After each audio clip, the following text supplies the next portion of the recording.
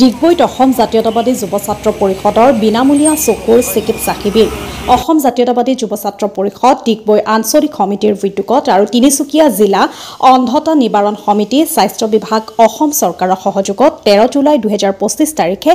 ডিগবৈ মুলিয়াবাৰী পৰাগধৰ চলিহা প্ৰেক্ষাগৃহত দিনৰ 10 বজাৰ পৰা 1 বজালৈ চকুত চানি পৰাৰ ৰোগৰ বিনামূলীয়া চকু চিকিৎসা শিবিৰ আয়োজন কৰাক লৈ অসম জাতীয়তাবাদী যুৱ ছাত্ৰ পৰিষদ ডিগবৈ আঞ্চলিক সমিতিৰ সভাপতি মথুৰা দাস আৰু সম্পাদক বিশাল দে এখনি সংবাদ মেলো আয়োজন কৰে বিনামূলীয়া চকুৰ চিকিৎসা শিবিৰৰ ৰোগীৰ বাবে 8472908519 আৰু 6003660031 ফোন নম্বৰত যোগাযোগ কৰিব পাৰিব বুলিও উদ্যোক্তাই জানিবলৈ দিয়ে ডিগবৈৰ পৰা নিতুমণি শইকীয়াৰ ৰিপৰ্ট নিভাজ অসম লাইভ আজি এটা বৰ ভালৰ দিনত আমাৰ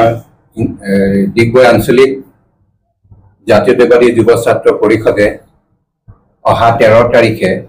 দেওবাৰে যি উদ্যোগ লৈছে তেওঁলোকৰ যিটো সংগঠনৰ পৰম্পৰা যি কৰে তাৰ বাহিৰেও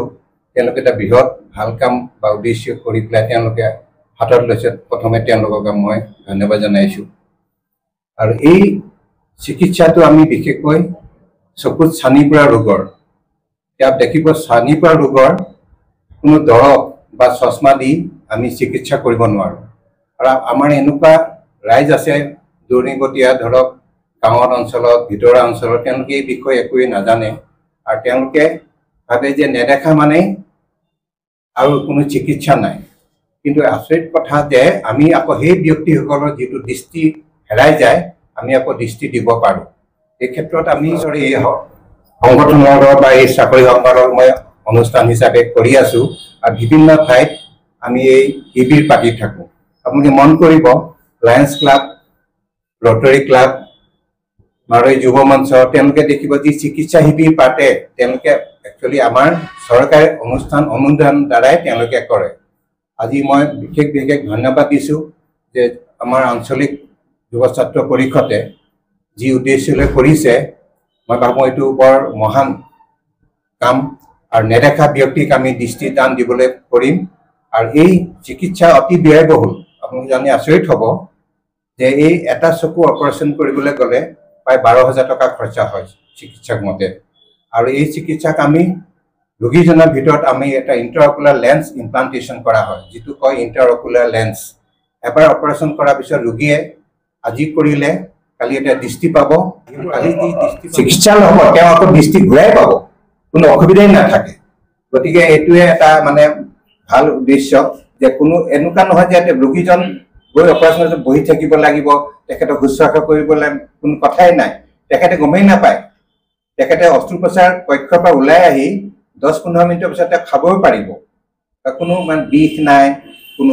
ব্লিডিং নাই গমেই নাপাব মোৰ যে অস্ত্ৰোপচাৰ কৰিলে বুলি অকল চানি পৰা ৰোগৰ আৰু আপুনি মন কৰিব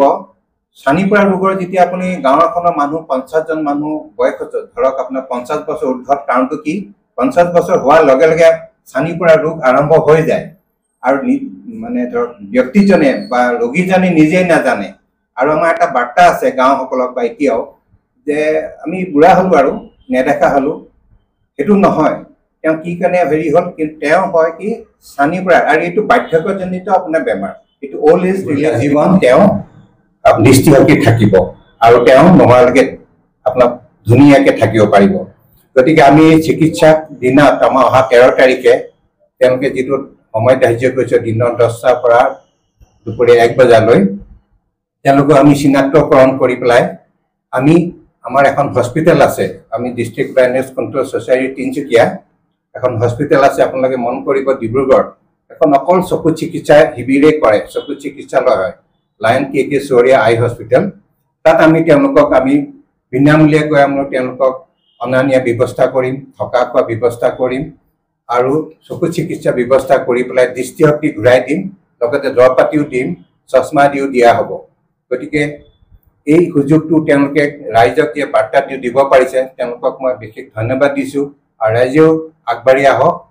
আমাৰ এই চিকিৎসা হওক আৰু এই ৰোগী চিকিৎসা আছে এজ পাৰ গভৰ্ণমেণ্ট গাইডলাইন ভাল অতি লাগিব আমাৰ চাৰ্জন কেইজন ট্ৰেইন হ'ব লাগিব তেওঁ ইমান দিন কৰিছে আৰু চিকিৎসালয়ৰ সম্পূৰ্ণ তেওঁলোকক চিলাইজ হৈছে নাই আৰু এইটো আটাইতকৈ ডাঙৰ কথা পৰিতাপৰ কথা আমি যিখিনি ক্লাছৰ মানুহক অপাৰেশ্যন কৰোঁ তেওঁলোকক আমি এটা ৰিস্ক ফেক্টৰ থাকোঁ কেলে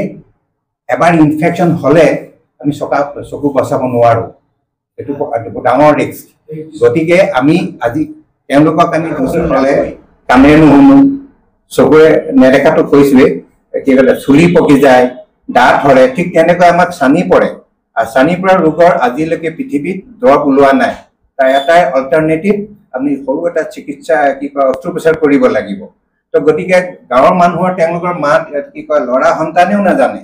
যে মোৰ দেউতাক যে ইমান বয়স হ'ল নেদেখা কাৰণটো কি তেওঁকতো ডক্টৰ ওচৰত নিলে ভাল আছে ডক্টৰে দেখিলে ক'ব পাৰিব তেওঁ চানি পৰিলে তেখেতক চিকিৎসা কৰিব লাগিব যদিও ডক্টৰ ওচৰলৈ যায় তেওঁলোকে নাজানে গাঁৱৰ মানুহে ক'ত নিব লাগিব গতিকে সেই উদ্দেশ্যৰে আমি ডিষ্ট্ৰিক্ট ব্লাইণ্ডনেছ কণ্ট্ৰল ছ'চাইটিয়ে বিভিন্ন সংগঠনৰ লগত কাম কৰোঁ মইতো মাৰোৱাৰী ধৰক ঢলাত কৰিছোঁ ঠিক তেনেকৈ আপোনাৰ লায়ন্স ক্লাবটো কৰি থাকে তেওঁলোকে কি কৰে 10% তেওঁলোকে খালি ৰোগীখিনি মোক দি দিয়ে মই অপাৰেশ্যন কৰাই দিওঁ চিকিৎসা কৰাই দিওঁ অনা নিয়া কৰা খোৱা বোৱা এভৰিথিং চৰকাৰে দিয়ে সেইদিনা আপুনি গম পাব আমি ৰোগীসকলৰ যিটো ৰোগ চকুত চানি পৰা এইটো চিনাক্তকৰণেই হ'ব সেইটো 3-4 ঘণ্টাৰ ভিতৰত সম্পূৰ্ণ হৈ যাব যিমান প্ৰায় আপোনাৰ 200 পৰা 250 ব্যক্তি আহিলেও আপোনাৰ তেওঁলোকৰ সেইদিনাখনলৈ নামসমূহে পঞ্জীয়ন কৰি লোৱা হয় তেওঁলোকৰ যিটো চিকিৎসা অন্ধ হয় আপনা হয় তেওঁলোকৰ লগত অভিভাৱক থাকিব লাগিব হয় যে মেডিকেলত লৈ যোৱা হ'ব চশমা লগোৱা হ'ব হয় হয় তাৰ ৰিপ্ৰেজেণ্টেটিভৰ ব্যৱস্থা কিবা আছে এতিয়া আপুনি ভালে প্ৰশ্ন কৰিছে ধৰক এতিয়া আমি ধৰক 50 জন ৰোগীয়ে পালোঁ 50 জনৰ লগত যদি এজন গাইগুটীয়াকে যদি মানে আপোনাৰ এছিষ্টেণ্ট বা ৰোগীৰ সম্পৰ্কীয় মানুহ পঠায় তেতিয়া আমাৰ বহুত ব্যয় হৈ যাব তো সেইটো উদ্দেশ্য আমাৰ নহয় আমি প্ৰথমতে আমাৰ নিজৰ গাড়ী দি চৰকাৰী গাড়ী দি বা আমাৰ চিকিৎসালয়ত এম্বুলেঞ্চ থাকিব বাছ থাকিব বাছত উঠাই গ'লে তাত কোনো অসুবিধাই নাই আৰু যিহেতু হস্পিটেল এবাৰ দিয়াৰ পিছত তেখেতক আমাৰ নাৰ্ছ আছে ডক্টৰ আছে পেৰামেডিক্স আছে আমি আইডেণ্টিটি এটা বিচাৰিম আইডেণ্টিটি মানে তেখেতক আমাৰ ভোটাৰ কাৰ্ড নহ'লে আধাৰ কাৰ্ড লাগিবই কাৰণটো হৈছে কি সেই পেচেণ্টৰ এগেইনষ্টত তেওঁ ৰেজিষ্ট্ৰেশ্যন হ'ব হস্পিটেলত তেওঁ সোঁ চকুটো কৰিলে নে বাওঁ চকুটো কৰিলে তেখেতৰ এড্ৰেছ ক'ত তেখেতৰ নাম কি বয়স কি ছেক্স কি গোটেই ৰেজিষ্ট্ৰেশ্যন কৰি পেলাই তেওঁ অপাৰেশ্যন কৰা হ'ব হোৱাৰ পিছত সেই হস্পিটেলে গোটেই ডিটেইলছ লৈ পেলাই আমাক চৰকাৰক তেওঁ বিল দিব তো বিল দি পেলাই আমি সেই হস্পিটেলখনত আমি চিকিৎসাৰ কাৰণে সম্পূৰ্ণ বহনটো আমিয়ে কৰোঁ গতিকে ভাবিব যে এইটো এটা বাৰ্তা যায় যে বিনামূলীয়া বহুত ক'লে মানুহ ভয় কৰে কিন্তু আচলতে বিনামূলীয়া নহয় চৰকাৰে বহুত টকা ইয়াত ব্যয় কৰে গতিকে সেইখিনি ক'বলৈ ধৰক আমি সময় নাথাকে তবু আপোনালোকৰ মাধ্যমে আপুনি কৈছোঁ ৰাইজক সজাগতা কৰি দিয়ক যাতে আমি আৰু চিকিৎসা কৰিব পাৰোঁ গতিকে মই ভাবিছোঁ যে আমি বিভিন্ন সংগঠনক আহ্বান কৰোঁ যুৱ ছাত্ৰ পৰিষদ ডিগবৈ আঞ্চলিক সমিতিৰ উদ্যোগত তিনিচুকীয়া জিলা অন্ধতা নিবাৰণ সমিতিৰ সহযোগত অহা ইংৰাজী 13 জুলাই 2025 দেওবাৰে ডিগবৈ পৰাগদৰ চলীয়া প্ৰেক্ষাগৃহত এটি বিনামূলীয়া চকু চিকিৎসা শিবিৰ আয়োজন কৰিছোঁ যিসকল 50 বছৰৰ ঊৰ্ধ ব্যক্তি তেওঁলোকৰ সাধাৰণতে যি চকু চানি পৰা যিটো ৰোগ সেই ৰোগটো বিনামূলীয়াকৈ অপাৰেশ্যনৰ ব্যৱস্থাৰে আমি এই শিবিৰটো অনুষ্ঠিত কৰিছোঁ আমি আপোনালোকৰ সংবাদ মাধ্যমৰ জৰিয়তে ডিগবৈ অঞ্চলৰ যিসকল এনে ৰোগত আক্ৰান্ত ব্যক্তি আছে সকলোৰে উপস্থিতি কামনা কৰি আপোনালোকৰ সংবাদ মাধ্যমৰ যোগেদি আমি শিবিৰত উপস্থিত হ'বলৈ আহ্বান জনাইছোঁ আৰু এই শিবিৰটোৰ বিষয়ে যে আমাৰ বিতংভাৱে আমাৰ চিকিৎসক গোহাঁই ছাৰে আপোনালোকক লায়ন্স ক্লাবে এইকাৰণে কৰে তেওঁলোকৰ এটা মটো এটা আছে ভিজন চাইট ফাৰ্ষ্ট বুলি কয় প্ৰথম উদ্দেশ্য হৈছে চকুত দান দিয়া বা চকুৰ দৃষ্টি শক্তি ঘূৰাই দিয়া গতিকে সেইকাৰণে দেখিব তিনিচুকীয়া ডিষ্ট্ৰিক্ট যিমান লায়ন্স ক্লাব আছে মোৰ লগত সম্পৰ্ক যেতিয়া আপুনি গৈছে গমেই পাব লায়ন্স ক্লাব মানে মোৰ লগত সম্পৰ্ক আৰু যিমান লাইন ইয়াত কমচে 6টামান লায়ন্স ক্লাব আছে ৰটেৰী ক্লাব আছে যোৱা বছৰ মই ডিগবৈ ৰটেৰীৰ লগত 10টা কেম্প কৰিলোঁ ডিগবৈৰ পৰা আৰম্ভ কৰি বালিজানৰ পৰা আৰম্ভ কৰি একেবাৰে জাবিনলৈকে কৰিলোঁ তেওঁলোকে খুব প্ৰশংসা কৰিছে মোক এইটো প্ৰশংসাৰ কথাই নহয় আমাৰ এইটো ৰাষ্ট্ৰীয় এটা আঁচনি আমি যিমান পাৰোঁ আমি এই চিকিৎসাৰ দ্বাৰাই নেদেখা মানুহক আমি দৃষ্টিশক্তি ঘূৰাই পাব পাৰোঁ আৰু এইটো আটাইতকৈ আপোনাৰ এইটো কি কয় চাৰ্জাৰীটো খুব ভাল চাৰ্জাৰী এইটো চিকিৎসা কৰিলেই দেখিবই কেটাৰেক্ট চাৰ্জাৰী ইজ চিয়'ৰ